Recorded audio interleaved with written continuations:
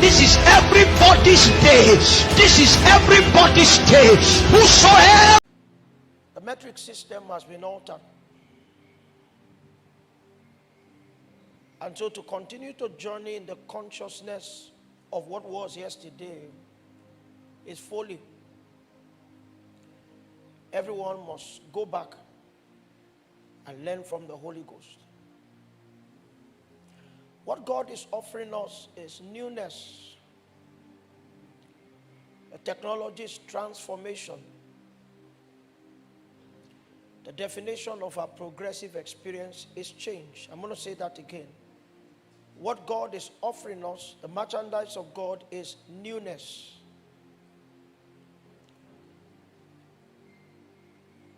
A process has been designed to occasion it, and that's why it said the technology is transformation.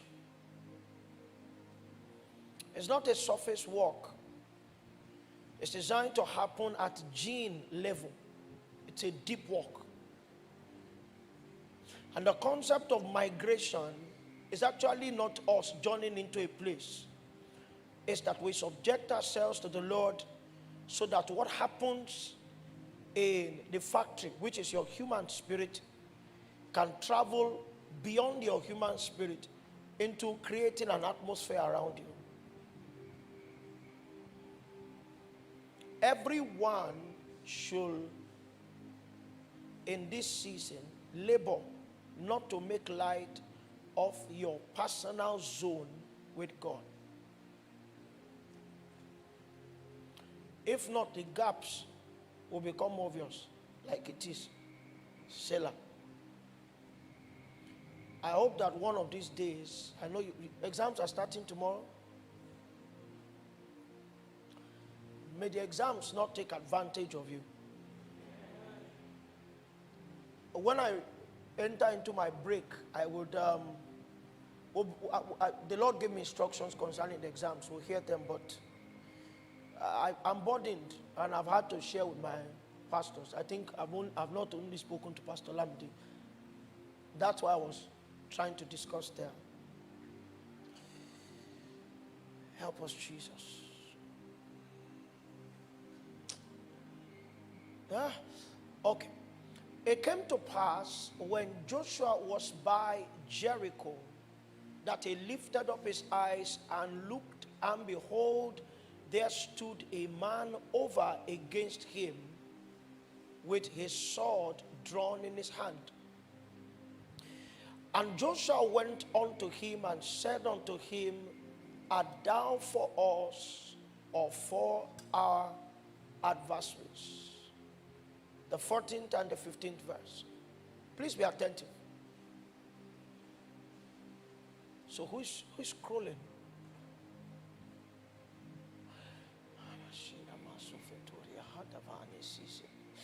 And he said, nay, but as captain of the host of the Lord I am now come.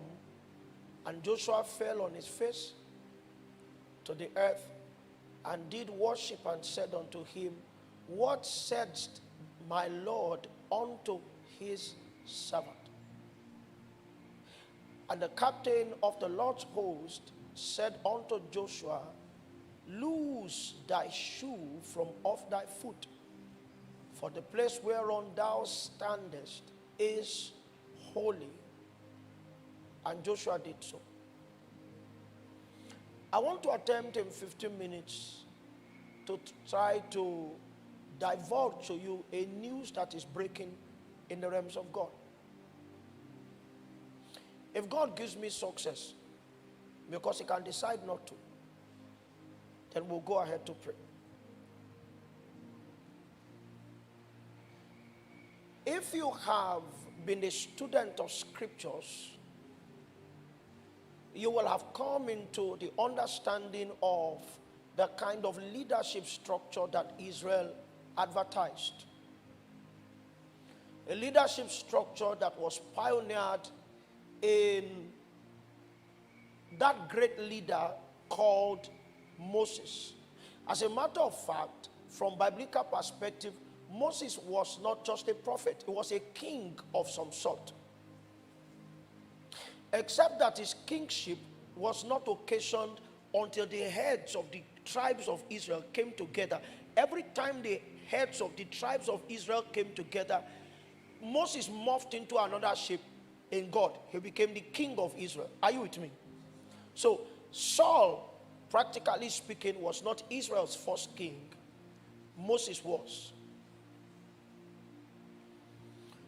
This king was gifted a handyman, and that was all that Joshua was. He was like an errand man or like a personal assistant of some sort.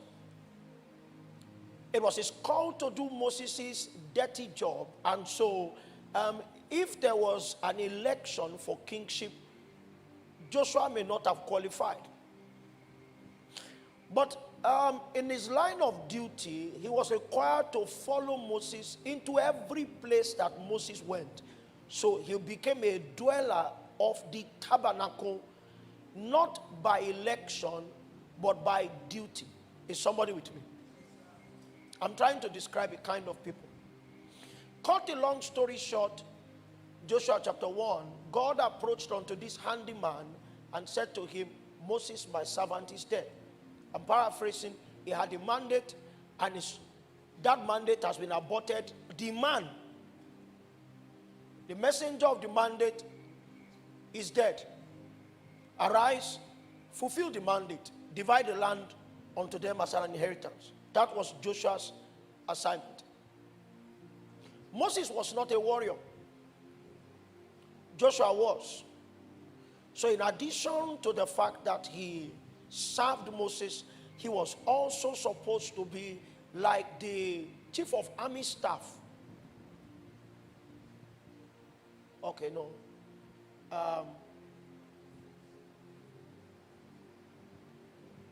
What's the title of the head of the service chiefs? There's naval, there's army, there's air staff, then chief of defense staff. So everything as regards warfare in Israel arose and descended on him. I'm giving you his CV because many of us have a very robust CD. Unfortunately, when the dimension of expression shifts, you may find out that your CV crashes with the change. So, our narrative now ensues.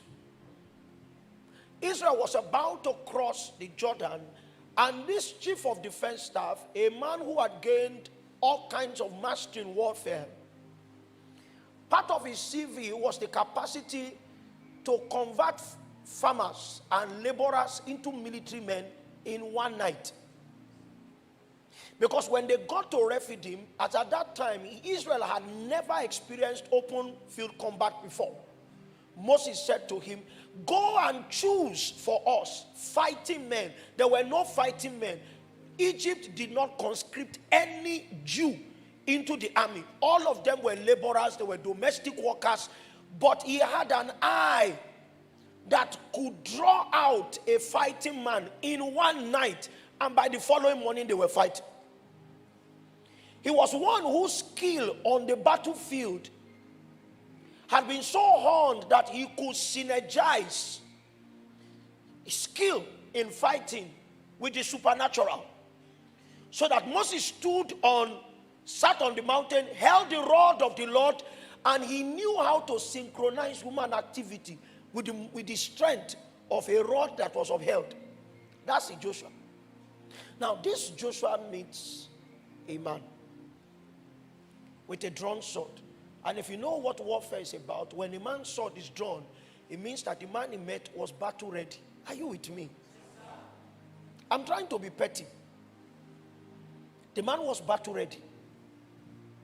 And then Joshua approached him and asked him a question that was supposedly intelligent, but the response revealed that Joshua was deficient in understanding. Are you for us or against us? And the man said neither. It means that your question has no bearing in the realm of my assignment. You are a master in your realm. You understand warfare, and based on the dynamics of warfare in the realm where you're already like a god, there are only two sides to a battle. But in the realm where I came from, I don't have to belong to any of the warring parties. I'm still here to fight. What I just said the other time is the summary of Joshua facing this captain of the Lord's host. As a matter of fact, Joshua was not schooled into the partnership of the captain of the Lord's host. In case you don't know how to leverage on the supernatural, he will say, I fought a battle and I fought in tandem with a rod. But when the captain of the Lord's host comes, the battle has moved into another dimension, and all the CV of Joshua crashed with one question. You don't know where God is now. That's what I'm saying. You don't know where he is now. The definitions for which you have gotten reputation have no meaning.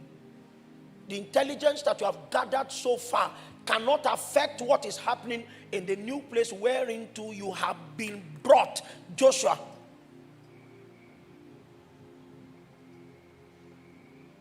In your realm, whoever stands against you is either a friend or a foe. But this captain is saying, I'm neither a friend nor a foe. My appearance has increased the size of the battle. But there was a mercy that Joshua had.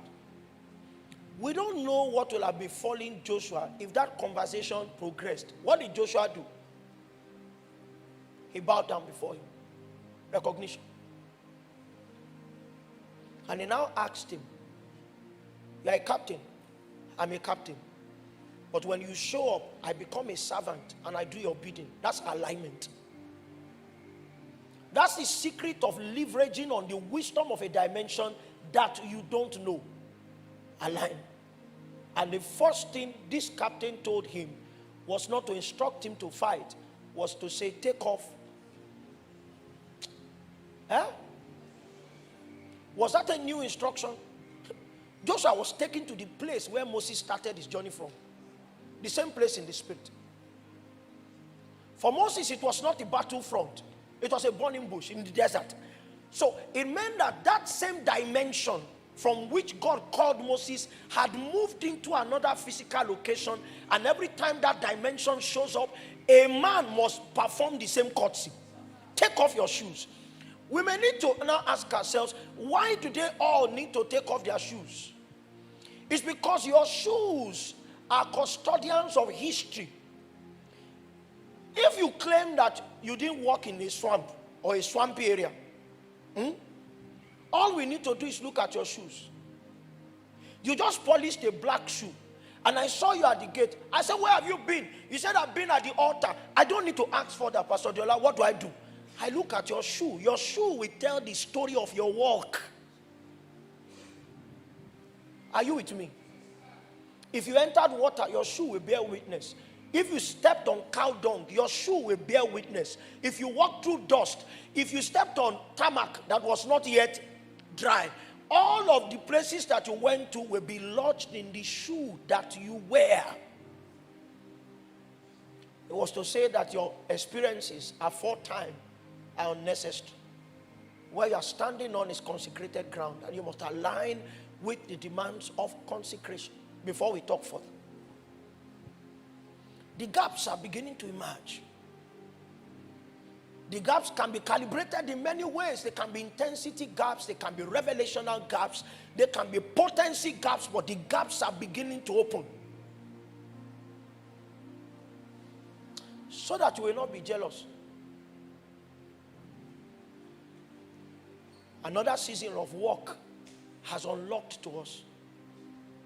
Every man must trust Jesus to pay the price of arriving in the places. If you don't arrive, you will be at the mercy of the strength of other people. And it's not a bad place to be.